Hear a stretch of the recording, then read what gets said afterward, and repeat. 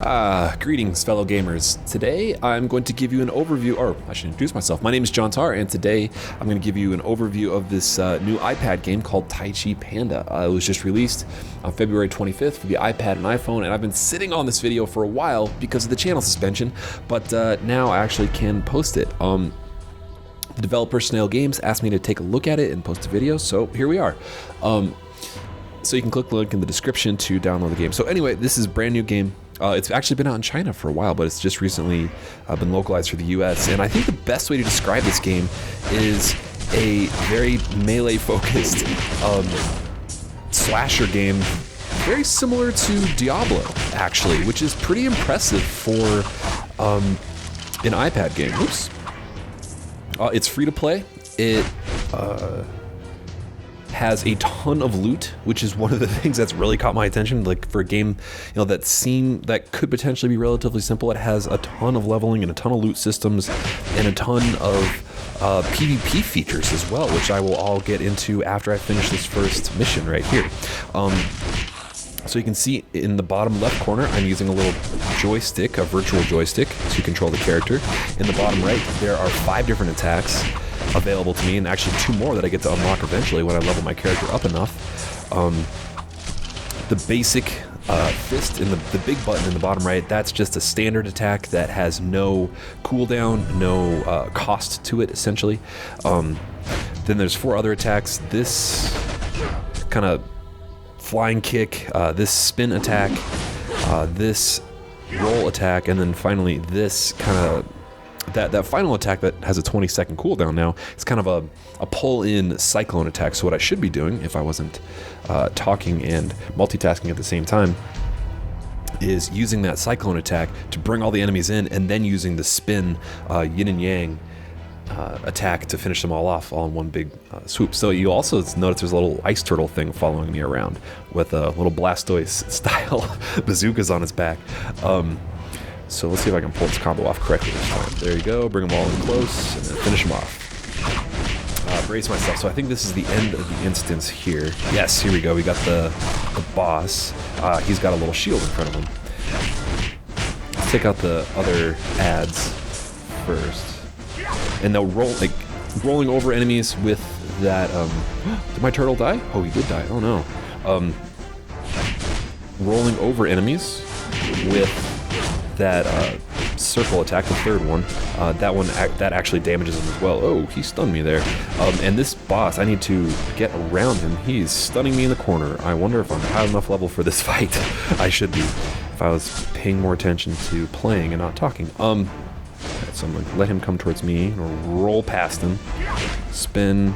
Dang it. I'm gonna try to get behind him and do my attacks now. There we go. Okay, that's all I needed to do. I just needed to get behind him and keep him stunned and locked. You can see his big health bar on the top. Eventually, some bosses you can actually stun. You'll see there's his name, the Skeleton Dominator.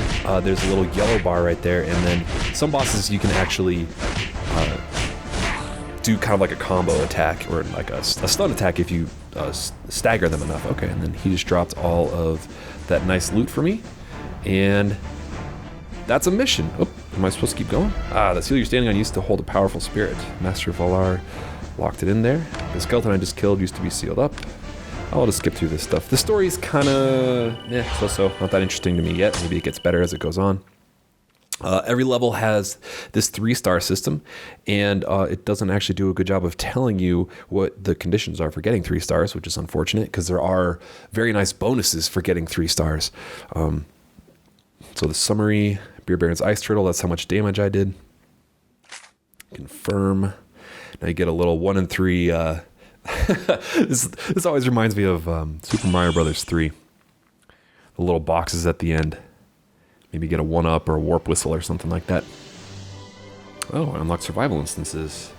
So this is a new mission type. Okay, so before I go into the next mission, I want to talk about the loot and some other basic features of the game. So each mission, as you can see, that was about 4 minutes long right there. And that's about the average play session length for this game, which I think is about perfect for an iPhone game or an iPad game. Like with a mobile game, you don't really want it to be insanely long where, you know, there's an hour between save points, or like a Call of Duty game where, you know, there's a huge amount of time between checkpoints. This is the kind of the overworld, the map. You can see in the bottom left, if I get enough stars, I get some new treasure chests, which give me some good new loot. And these are the rest of the missions on this kind of intro world. And so let's talk about the different currencies in this game. So on the top left, you'll see there's a green bar. It's 92 out of 100. That's my constitution, and that's essentially the energy that you have. That last mission cost me 8 constitution, and it'll take you about an hour, I would say, on average, to go through all of that constitution. The constitution takes about 13 hours to completely recover. So, or you can spend items called constitution pills to recover some constitution if you want to just keep playing. Now you can also buy those sort of with real money. So there's also gold, an important currency in the top right. You can see now that you use to upgrade your character and upgrade your armor. In the top right, there's also diamonds, and that's the currency that you spend money directly on. And it would be irresponsible of me not to talk about the in-game purchases. So it's kind of a strange system. I've never seen this in a game before, where you spend money and instead of just getting it all at once, so you can buy 300 diamonds and you get 80 diamonds a day for 10 bucks. So you have to come back for 5 days in a row. No, that's 400 diamonds. You don't just get the 300 diamonds all at once. You have to come back, I guess that'd be 4, 8, 16, 24. 4 days in a row to get the 300 diamonds. Wow, watch me struggle with math. Whereas, you know, in every other game, let's just use Clash of Clans, for example, when you buy the gems, that you just get them all at once. So there's a lot of incentives in this game to continue coming back and forth. Oh, I should say that this is the kind of hub world where you can look at other NPCs, and these are other actual players running around, like level 26 dude with a kick-ass sword right there. Jeez. So there are 3 characters. Now, also I should mention, and I want to switch to the other character class for the next mission. Okay, here we go. So that last mission, I was playing as the panda, the Taichi Panda. But there's also this little lady right here, and then this guy right here, who I have not tried yet, but all 3 classes have their own kind of distinct play styles. Come on, choose her, thank you. Beer Baroness. And she has her own distinct constitution and her own distinct moves. So if you want to play for 3 hours in a row, you can easily play for 3 hours in a row and just switch between the 3 different characters. And then wait for the constitution of all of them to regenerate without having to pay an extra penny, which is kind of nice. But unfortunately, and now maybe this is something that unlocks later on in the game, because as you can see, there's a lot of later game things that I have not unlocked yet. There's no way to transfer gold or loot or anything between your characters. So now I want to show, let's do another mission, which is the important, fun part of the game before I start getting into the loot. I'm not going to do the same mission. I'm going to do another boss fight and kind of show off her combat and abilities and stuff like that. So she's got, as you can see in the bottom right corner, the intro character, the ice turtle that I have is the same one that you get with any character, but she has her own abilities. She's got that dash, and then the kind of kick up ability. That question mark right there is actually, I believe it's a damage boost. Let's find out. Boost speed. Ah, okay. There's also random pickups that boost your damage. Now these boxes on the side, very similar to Diablo, you can destroy them. That chest you can't. Some of them you can. I actually like this character quite a bit better than the panda, because of this kind of skill shot right here. Let's see if I can pull it off. Kind of throw it and hit a huge group of people. Now the game actually does not do a good job at all of showing or teaching you that the 4 different classes have such distinct characteristics to them, or describing what their strengths or weaknesses are, like you might expect at the beginning of an RPG to kind of give you an idea of which character you might prefer to use depending on what playstyle you like to use. All right, we're getting towards the end of the level here. This is still pretty early in the game, so the missions are pretty short. Both those guys have shields. All right, oops, completely missed the boomerang there. Good job, John.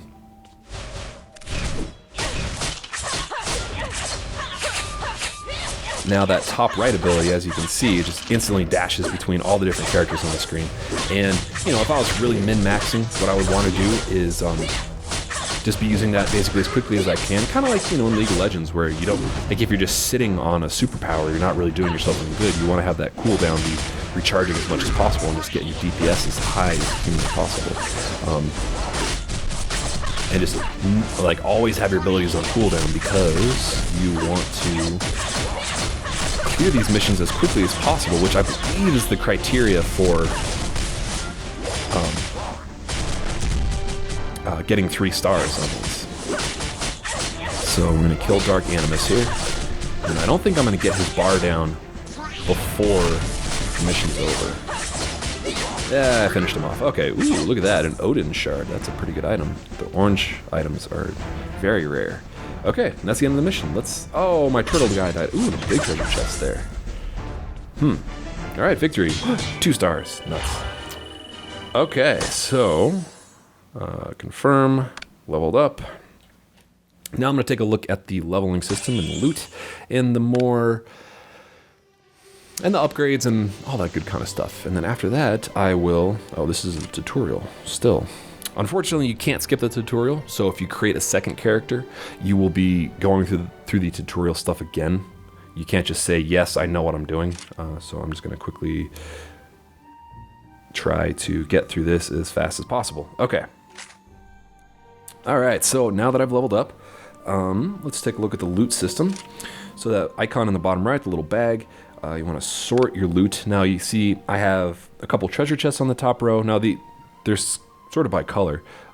This gold chest here, I don't think I have a gold key. Yes, so I can't open it. I have to find or buy a gold key. I do have a silver key, even though it's purple background. Maybe they should coordinate that a little bit better. Oh, I guess I don't have... Oh, I need 2 silver keys to open that chest. Oh, that's tricky.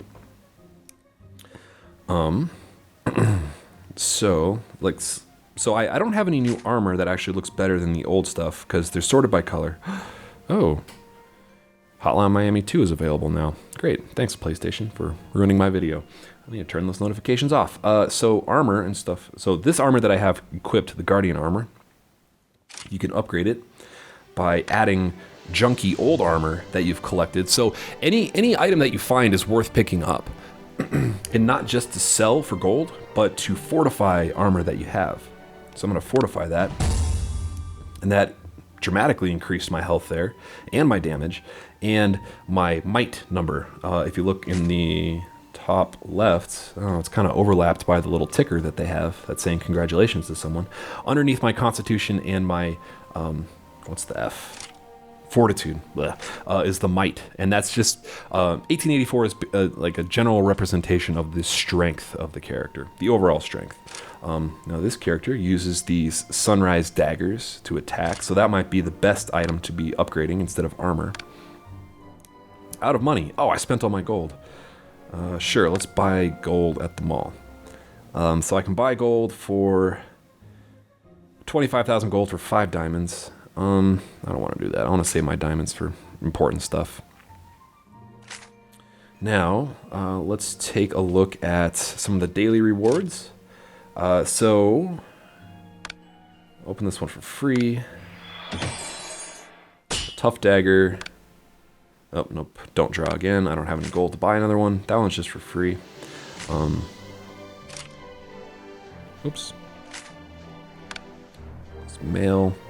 Ah, now this is also kind of strange too. So if you buy diamonds, you can then invest them in more diamonds, and I assume over some period of time they return. You get an ROI, and get stuff back. They have like these login bonuses. So get that login bonus for that character, and they're unique to each character as well. So I should be picking this up with each character that I have. Monthly giveaways. You get bonuses for just spending diamonds and stuff like that. You get bonuses for consuming stuff. Let's take a look at this here. The login pack. Receive. All the good stuff. Now, I can do that on my own time. And obviously for completing missions and stuff like that, I get to collect some bonuses. Now let's see if I can find the turtle power screen. The pets. The pet that was following me around, the ice turtle. He's the one that you get at the beginning of the game. And as you can see, you can have multiple teams eventually and have multiple pets following you around. You can upgrade or surge or evolve these turtles. And they eventually unlock new abilities and stuff like that to help you as they're kind of following you around, just like the mercenaries in Diablo. And these currencies, the green surge pills and the stones, they're relatively expensive. So upgrading these guys is not going to be something that happens a lot. Now, some of the items that I got during that last mission were these stones, and you need quite a few stones to unlock a new pet. So let's say, for example, I think this harpy is the one that I have the most of. Oh, and the firewalker. I need, well, it says 3 out of 10, so I need to find 7 more stones to even unlock him as a potential pet to even use. There's a whole bunch of them that you can get as well. So I guess it's going to this is going to be one of those things that just over time you'll have to figure out what pets kind of complement your character's playstyle the best.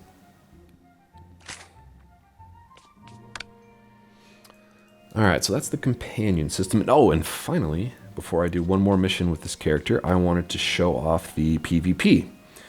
Nope, wrong button. Here we go. Nope, go back. PvP, okay. So, in this little PvP menu here, there are 5 different options. I only have 2 of them unlocked so far. This treasure chest one here, this is stealing, pickpocketing, and this is what uses your fortitude. And you use these to steal to plunder from other players. So I can steal from Derek Sherrill here. Victory, I get a piece of armor. Nice. In addition to the seized piece of, what do they call this? The siderite that you need to craft this new item. So if I get another one, hey, victory, here we go. And get some gold in addition to that. So I get those 2, and now for stealing 2 pieces of siderite, I get 1,000 siderite, which is, when I synthesize it, you can then use that as a crafting item. And there's like 4 different kinds of things you can steal from different, I guess enemies might not be the right way to, oh, so I can check out another character, like see what kind of kick-ass armor they have. Other players, these are other players in the game, and because this Lily or Ning Lily are very well equipped, I can't act like I have a very low chance of stealing from them. So let's try to steal something I actually can steal. Plunder, very high chance. Danger Zoner, I've got to steal from Danger Zoner. I changed where I picked the card and I keep getting it wrong. All right. Oh, Danger Zoner's not there anymore. So this game also doesn't make it particularly clear that as I'm doing all this stealing, that you're actually spending that fortitude. So you can see right now, I'm down to 25 fortitude of the 50 that I had, and that will regenerate slowly over time as well. So you can also, in addition to just stealing from other people, you can fight other people in the arena and go up in ranking points. So let's fight someone I think I'll beat on video. Salty Egg, level 2. Why can't I fight him? There we go. And you can, if you don't want to fight, I don't know why you would want to do automatic. Oh, it did it. Oh, not choosing made it do automatic. Oh, I wanted to fight, so I'm not actually controlling this right now. Well, lesson learned. I wanted to see what would happen if you didn't click anything, and not clicking anything means automatic. So I'm absolutely kicking the hell out of Salty Egg. And I gain some fortitude and a little bit of ranking, and a piece of boots with the fur. And that also cost me another 5 fortitude. So, yeah, this game has a surprising amount of depth and a surprising, like, the combat system is a hell of a lot of fun for what, it's like, if you look at this directly compared to Diablo, in Diablo 3, it's amazing that they pulled this off with quote unquote just an iPad game. It's really impressive, and especially for free. Obviously there's in-game purchases, but there's so much to do in this game that if you're looking for something, if you're looking for an iPad game that has more than just building cities or clashing clans or something with a little bit of depth to it, like where you can really build out a character, I would highly recommend checking out Taichi Panda and building a couple characters. So anyway, thanks for watching, everybody. And my next video is going to be a should I buy for Battlefield Hardline, which releases next Tuesday, the 17th of March. Oh, actually, no, before then, I'm going to have a should I buy for Hotline Miami 2. I have written that, I just need to record it. So if you have any questions, be sure to ask them in the comments, and I'll do my best to answer. If you're new to WikiGameGuides, be sure to subscribe for more updates, and like and favorite the video if you enjoyed it. Thanks for watching, and game on.